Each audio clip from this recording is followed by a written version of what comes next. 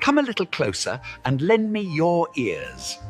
Don't worry, you keep yours while I keep mine. In each episode, we'll dig into the major stories, uncover the truth, and retrieve gems from Yada's blog. We'll discuss what's right, bark about what's wrong, wag our tails at the thrill of discovery, and take you on adventures through the exciting world we live in today. So, fasten your curiosity leash and get ready. Right then, coming to you with another episode of the Yada's Vlog on a Blog. Tomorrow's news, disseminated today. Let's dive in. And welcome to our vlog on the vlog. It's a pleasure to be with you. Kevin, you're a dog man, right? I am. Well, do you have any dogs that are quite as erudite as the Wookiee there?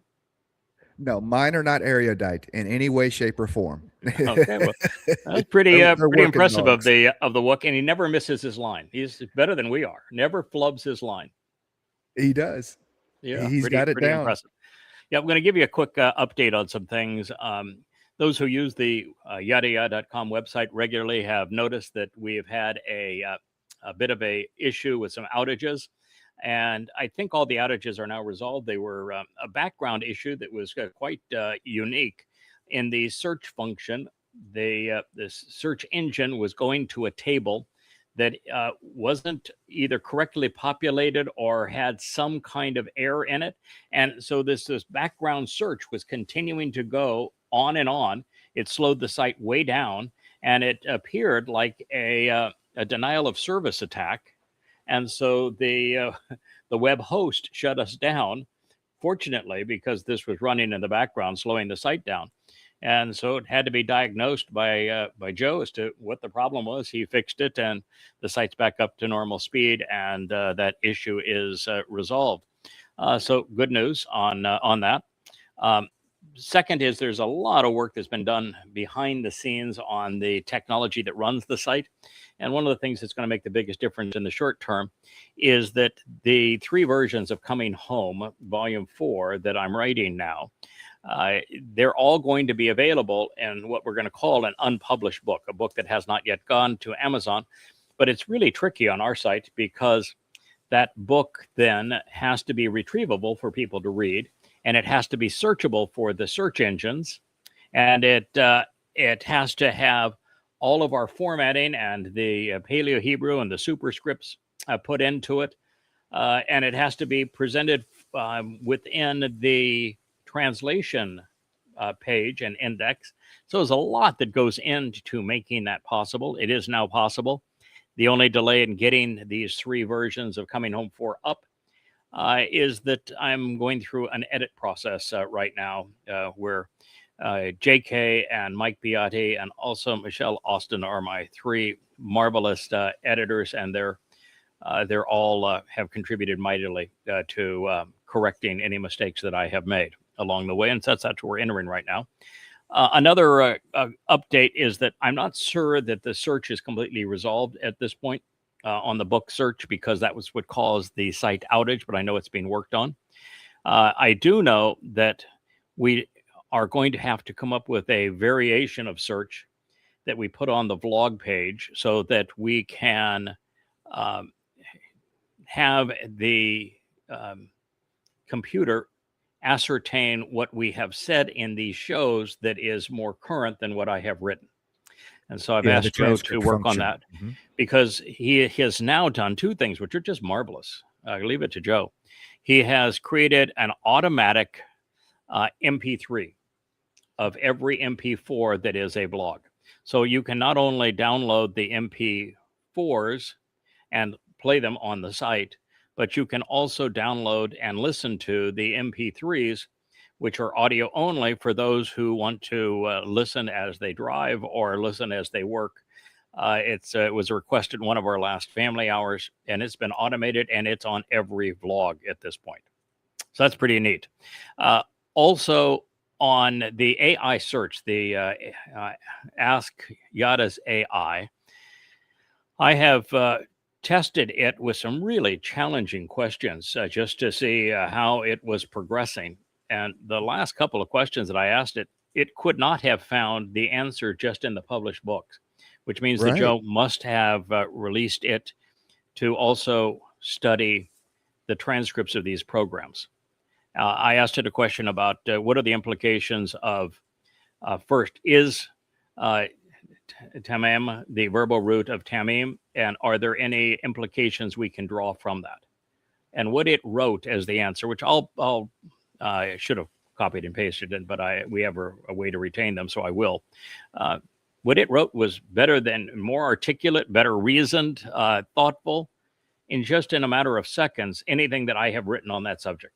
And it drew exactly the same conclusions, of course, and it used the same evidence, but it was exceedingly articulate in its reasoning. I was really impressed. So we seem to be on the right track here, and by limiting it to members, we have a much tighter control of it. We don't have malcontents trying to manipulate it. So that's also good. So a lot of progress on the site, and we're pretty much up to snuff now on the presentation of the basic programs, the vlogs. The one thing I would encourage, though, is that if you're listening to whether it's the vlog on the vlog or the next episode here we do of Luminaries, if you're particularly one of our more articulate contributors like Roger Bankston and Doe are both that, and you've written a nice summation of what you've just heard, or you have a question that you want to answer, you just have a Wookiee caliber erudite comment that you want to make on it. Could you, in addition to posting it wherever you're listening, and most people listen on your blue channel of YouTube, but a lot listen on white and red on YouTube, and some still on Facebook, some even on X. Hard to believe, but it's true. If you'd have a Word document, just open, if you're doing this on a computer, and most people are doing it on a computer, that are writing the more comprehensive comments and answers, have a Word document open and copy and paste it in there. And then when you see that program come up on our blog, on our basics, our vlog, could do us all a favor. Click on it, and you'll see a comment page. Copy and paste your comment in, hit send, and then we can all benefit from it. And there's a lasting memorial of it. And that way people who listen to it going forward will know, hey, this wasn't a show where nobody commented. This is a show, and these were some of the comments, and they're interesting. That's the way the site has been designed to be used. And, at this point, for example, in the news, when I was posting them on X and Facebook, we got a lot of interaction, even though the interaction was from the same people that are using our website. But if those that don't know, on everything that's posted on the blog and everything that's on the vlog and basics, in fact, almost everything on the site, from invites to music, you name it, if you click on it, a comment box comes up, and you can add your comments to it. You can say the reason you liked it, the reason you hated it. You can ask a question. You can extrapolate and extenuate beyond what is said, but that's why it's there. That's why we have this whole interaction capability. We've built into our site the same capability that you find at Facebook and X, even better than now it's at YouTube, because it's so limited. It retains formatting if you type in Word, for example, and it's the huge part of the backbone we built into this site to make it comprehensive while getting people out of the swamp of social media. But, God wants us to engage. This is our tool to do it. It shows that we're an attentive, astute community that is supportive of one another and is thoughtful. We need to use the site that way. I noticed that, and I'm not speaking to you, Kevin, because you have been next to me the single most active commenter on the site. You're not quite as big on things that are blog and vlog oriented, but if you go to the chat page and you look at the top, there's topics, there's messages. Messages is the personal interaction between people, and then you go to the far right. You'll see comments, you'll see vlog, and you'll see blog. That's where the comments for the vlog and the vlog are stored. In addition to, they're stored underneath that particular post on the vlog. Right. So both places. Somebody that really upped her game today on commenting and posting with some brilliant posts, including her testimony as a song, but also just with some marvelous graphics. Miss Leia came through this morning, so Showing up this morning. She woke up. Yeah. coming up big this morning. And thank you for getting this program from yesterday finally posted on the site. We'll have to find out exactly what caused the delay on it, but it's nice to do a program that's back to back so people aren't skipping one. All right. Well, that was the introduction. Thank you for not setting off the timer. Wouldn't have been fair.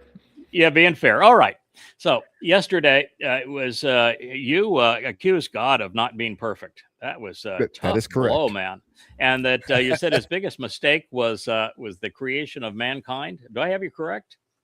No, I think he said his mistake was the creation, and he regretted it. Nacham. I was just repeating what he said. So Yeah, of course I'm yanking your I chain. know. I was the one who introduced the topic, but I introduced the topic because that's what he said.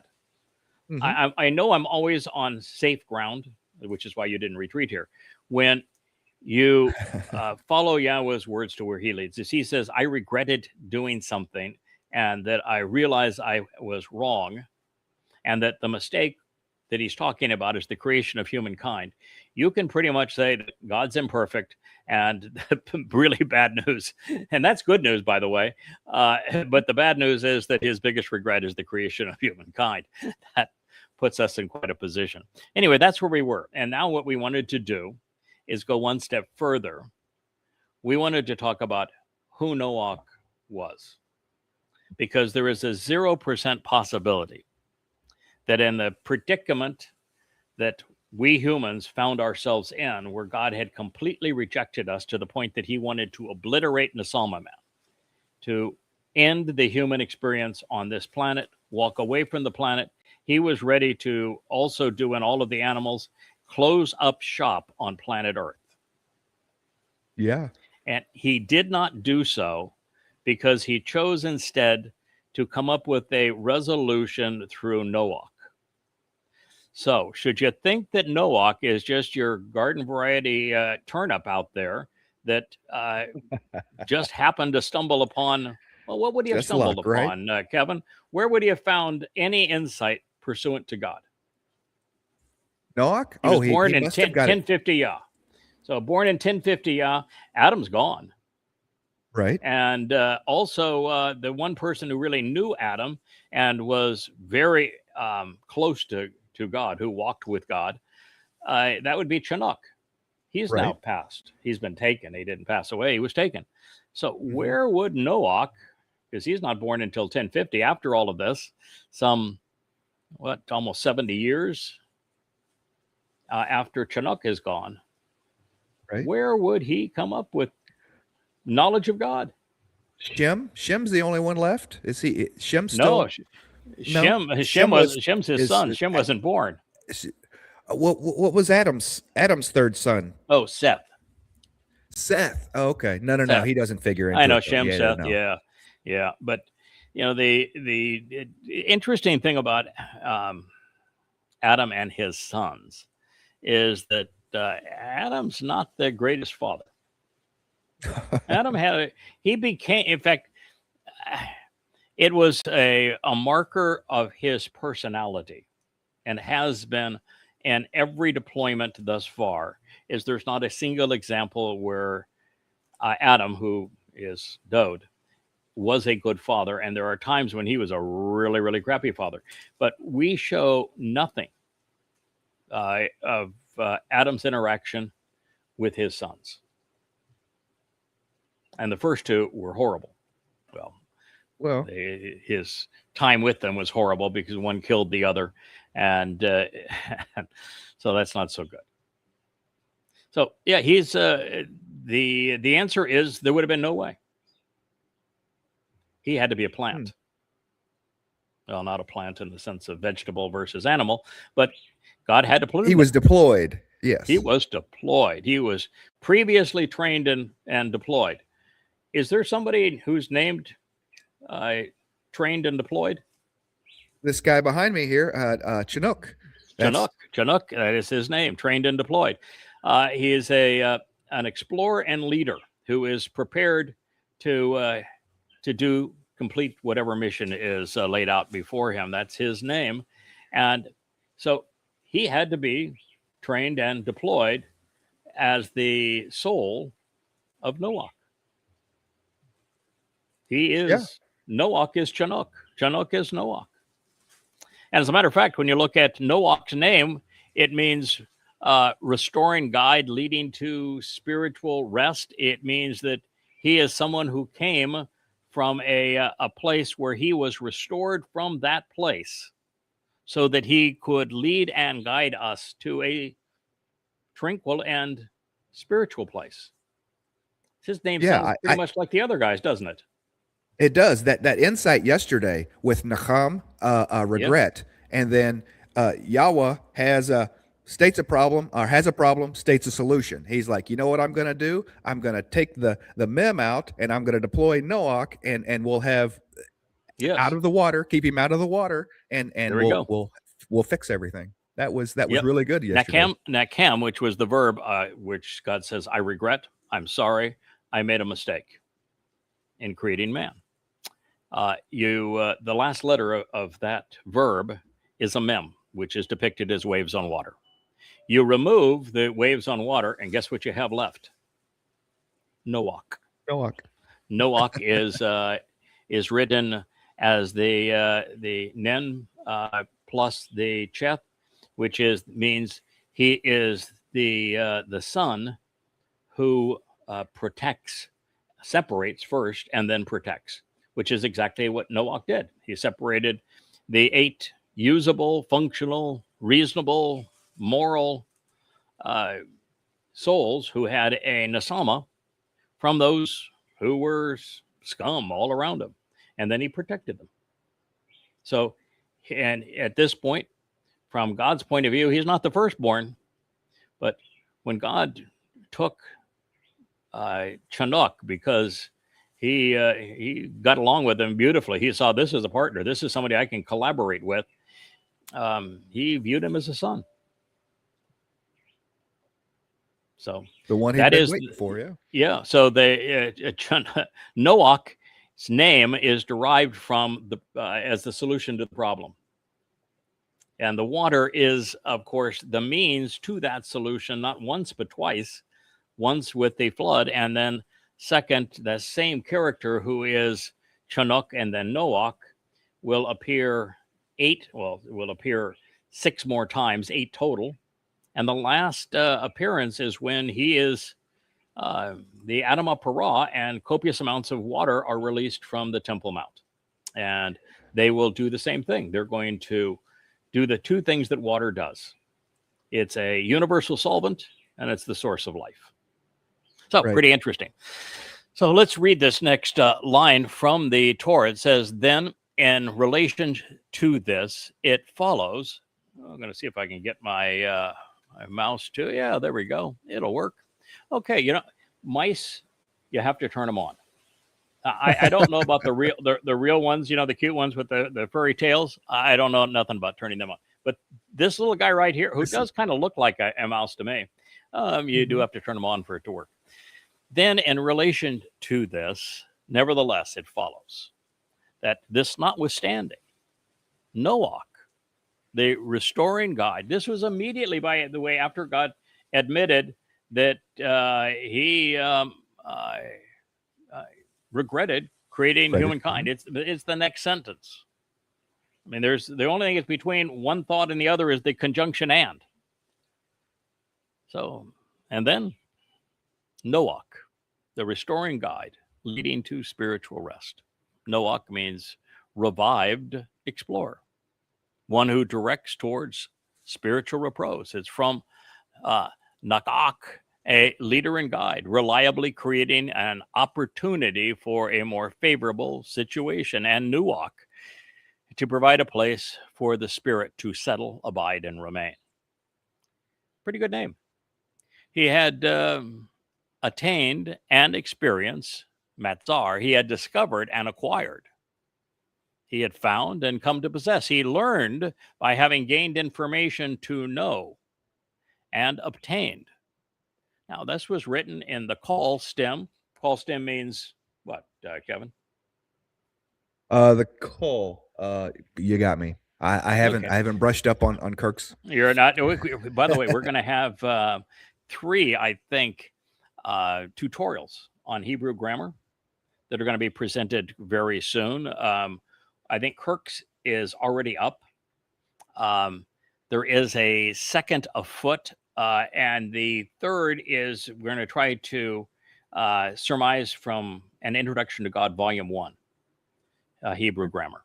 And we're going to try to introduce it correctly, which is from the point of view that the single most important part of Hebrew grammar is that there are no past, present, and future tenses in Hebrew.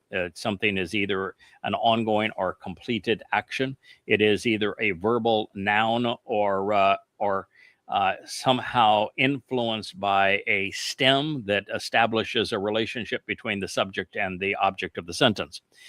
The call stem is the simplest of all of them.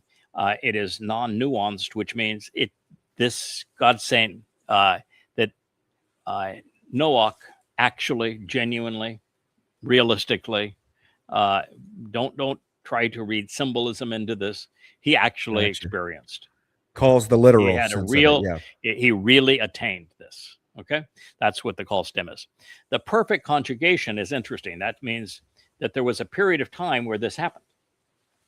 So it strongly implies that because you have 3 options. The period of time could be truncated, finite, where this had occurred in the past. It had occurred in the present, but would not be ongoing, or it will occur at some point with over a limited scope of time in the future. So it wouldn't do any good if it's going to happen sometime in the future, would it? No, he needed to have this information on the boat. Yeah. Right. So because this is why God is choosing him. So and with the perfect conjugation, it could not even be that it's ongoing at the moment. Can't be in the present tense in the sense of ongoing the moment, because it would have to have ongoing implications over time. So by using the perfect here in this circumstance, what we're hearing is that Noach actually attained and experienced this knowledge and this approval and favor previously during a period that was constrained in time. And Noach had Chanowk 1 and Chanowk 2, both who had finite periods of time on the earth. It's constraining his gaining of favor with Yahowah and earning it to a finite time in the past. It's, if you're really up on your Hebrew grammar, it's affirming my conclusion. Noach and Chanowk are the same person. So he had attained and experienced at a moment in the past, at a period in the past, approval, acceptance, and favor, a positive response and a favorable reception, a beneficial reply by having been pleasing and agreeable in the eyes, sight, presence, and understanding of Yahowah. Now, this goes back to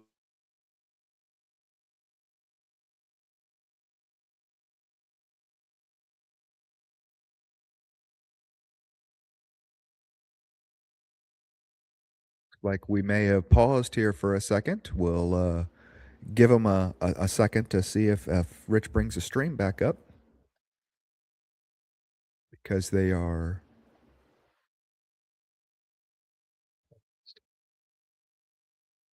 screen. Looks like, oh, yep, he froze. Okay. They were having a little bit of storms and stuff earlier today. Just rain, so looks sunny there right now, but who knows what it could do with the Starlink. We'll just give them a minute here. Okay, looks like he's going to pop out of the studio. I'll wait to see if Rich says something.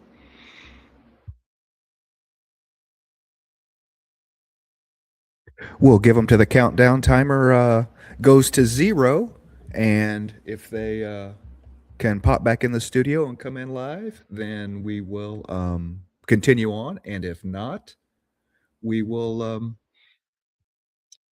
we'll restart the stream. So that gives us a minute 11.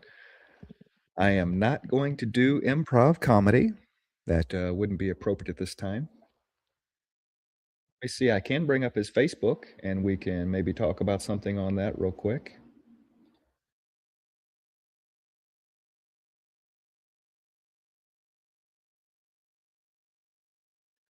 Epic City plans for Muslim-focused community in Texas. Gosh, what are you guys doing there in Texas? This has got to be an Austin thing, because I don't think anywhere else in Texas that they are liberal, Marxist enough to allow this nonsense. I have some comments on this, but I'm not 100% sure that that is the best way to go. Let me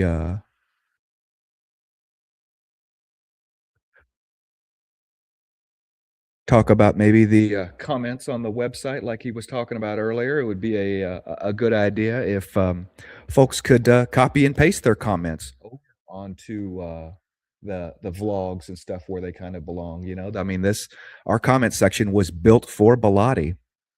So if you're a Bilotti commenter that's doing that sort of thing, it is definitely the place for you to comment. All right. Well, we timed out, so we are down. Rich just texted me. So I guess we are going to roll the Kara inline, and we will see whenever we can get back. So keep an eye out here, and we'll see you guys later. Thanks for watching.